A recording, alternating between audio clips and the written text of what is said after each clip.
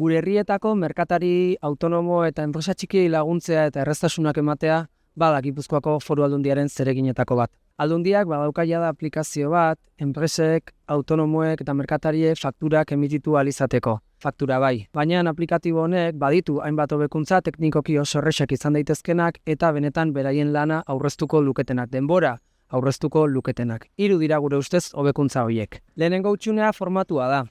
Aldundiak eta administrazioek formatu zehatz batean jaso nahi izaten dituzte fakturak. Eta faktura bai gaur egun ez du aukera eskaintzen administrazioek eskatzen duten formatu horretan fakturak emititzeko. Por otro lado, a día de hoy las facturas emitidas hay que firmarlas de uno en la nube, con todo el tiempo que eso supone. Y nosotros proponemos que se puedan firmar todas a la vez. Horrez gain eta bukatzeko, garrantzitsua iruditzen zaigu beste tresna guztiek egiten duten bezala, jada autonomoak zuzenean bere faktura bezeroari bidali ahal izatea aplikatibo berdinetik, eta ez ibili behar izatea fakturak deskargatzen berriro bezeroari bidaltzeko. No pedimos nada del otro mundo, una herramienta pública debe ser útil y no aumentar la brecha digital.